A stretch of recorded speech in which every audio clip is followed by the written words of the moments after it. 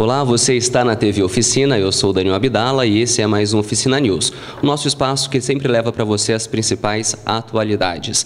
E hoje nós vamos falar sobre o falecimento de Margaret Thatcher, a primeira-ministra britânica. E com a gente, mais uma vez, Célio Tazinafo, diretor pedagógico do Colégio Cursinho Oficina do Estudante. Célio, muito obrigado pela sua participação. Imagine, eu é que agradeço. E falar da Thatcher é sempre importante, né? Ela modelou, para bem ou para mal, o mundo da globalização. Então, vamos falar já sobre isso. Célio, conta um pouquinho para a gente da trajetória política da Thatcher.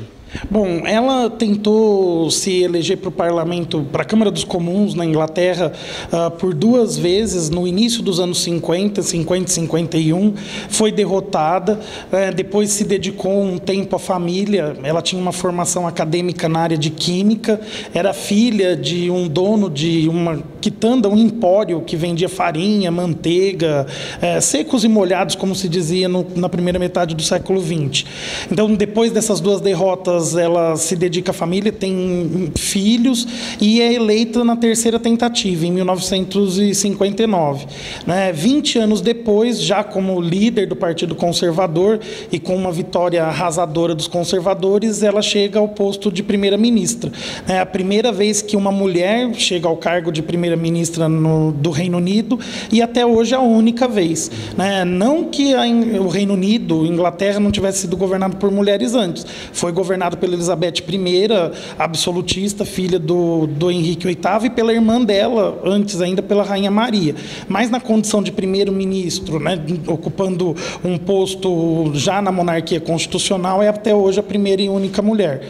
E implementou o programa que os conservadores já tinham divulgado em 1977, num manifesto, está disponível na internet para quem quiser olhar, e que pregava as principais medidas que hoje são taxadas de neoliberais, ou seja, diminuição dos gastos públicos, o que os críticos vão chamar de desmonte do estado de bem-estar social, o fim do grande peso dos sindicatos com a liberação da livre negociação entre patrões e empregados, diminuição de impostos ou criação de impostos específicos para taxar ganhos ou fortunas em particular e desregulamentação dos setores, valorizando a livre iniciativa e diminuindo o peso do Estado. Uma receita que depois foi adotada também nos anos do Reagan nos Estados Unidos e na América Latina de forma pioneira pelo Pinochet, que era um ditador, então nada de liberal do ponto de vista representativo e democrático, mas liberal do ponto de vista econômico. Adotou posições bastante polêmicas, como, por exemplo, condenar o fim do apartheid na África do Sul, chegou a defender a classificação do Mandela como líder terrorista, uma mulher de opiniões muito fortes e que acabou cansando o próprio partido, porque em 1990 os colegas de partido acham que é hora dela se aposentar e o cargo de primeiro-ministro, ainda sob maioria conservadora, passa ao John Major, muito mais sem graça do que ela, muito mais insosso, mas que vai governar até a vitória dos trabalhistas com o Tony Blair. Perfeito, Célio. Qual legado Thatcher deixa para a gente? Bom, para bem ou para mal, ela é considerada a mãe desse modelo de intervenção restrita do Estado na economia, de desmobilização dos sindicatos, defendendo a liberdade de negociação, mas também como alguém que foi muitas vezes autoritário, arrogante. As opiniões sobre ela são sempre muito passionais. A gente viu. É difícil ter alguém falecendo e pessoas comemorando. No caso dela, tinha. E tinha muita gente chorando também.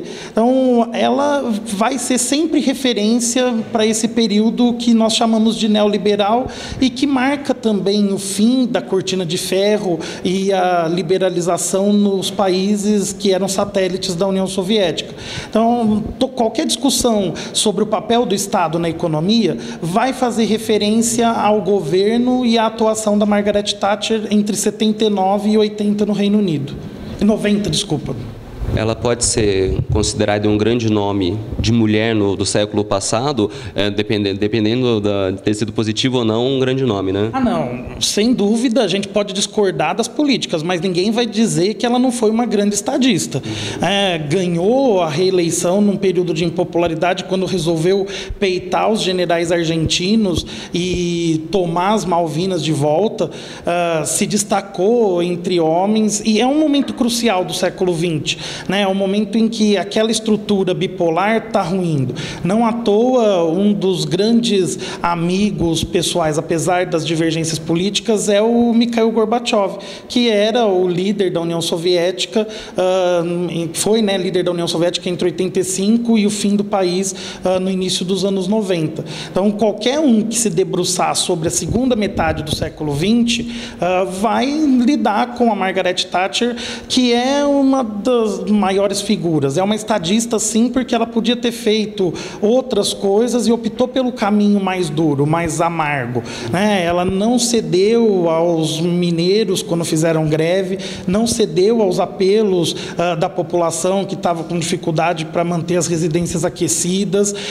Quando ela foi ministra da Educação, num período anterior ainda à chegada ao poder em 79, ela cortou o leite da merenda das crianças, porque dizia que era desnecessário e o papel de alimentar bem os filhos era dos pais e não do Estado.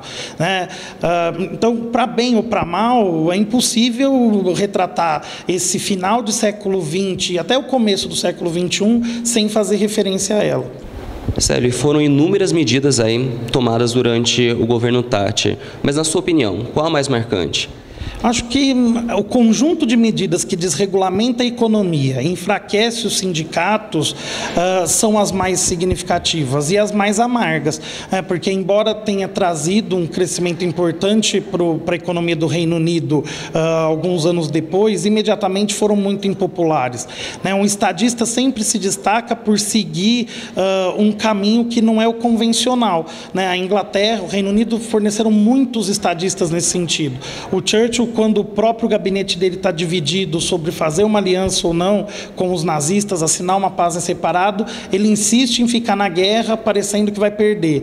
Quando todo mundo criticava esse conjunto de medidas de desregulamentação, de redução do papel do Estado, de desmontagem do Estado de bem-estar social, ela se manteve firme e fez jus ao apelido de Dama de Ferro.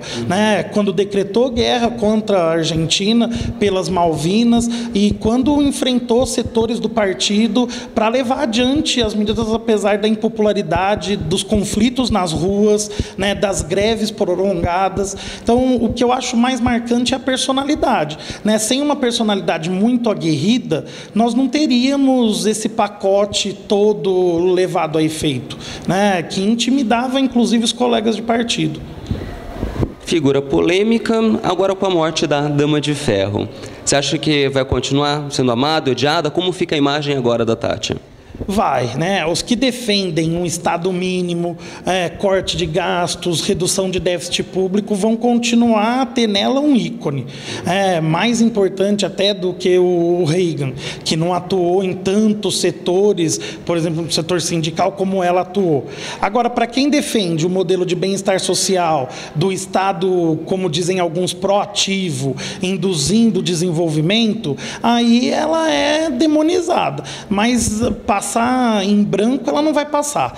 Ou para criticarem as medidas ou para defenderem, ela vai ser sempre referência. Ainda mais em tempos de crise na União Europeia, com quem ela teve um relacionamento extremamente complicado. Em última análise, ela nunca foi uma entusiasta da União Europeia, nunca defendeu uma moeda comum.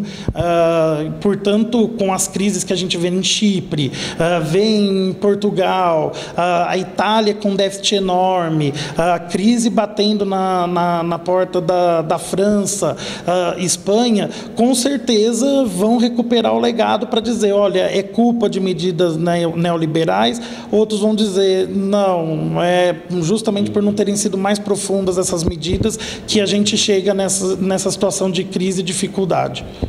Como esse tema pode cair no vestibular? De que forma, em que aspectos o estudante deve focar?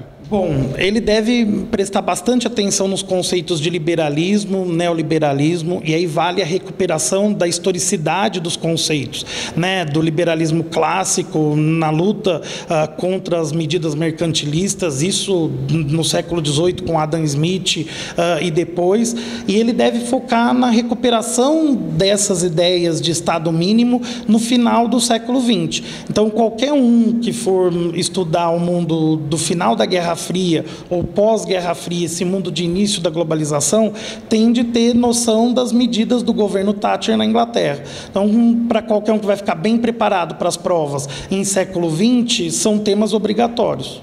Prefeito Célio, muito obrigado pela sua participação. Imagine, eu que agradeço. Até a próxima. E você também pode participar do Oficina News. Mande a sua sugestão de tema para imprensa@oficinadoestudante.com.br. Até a próxima. Tchau.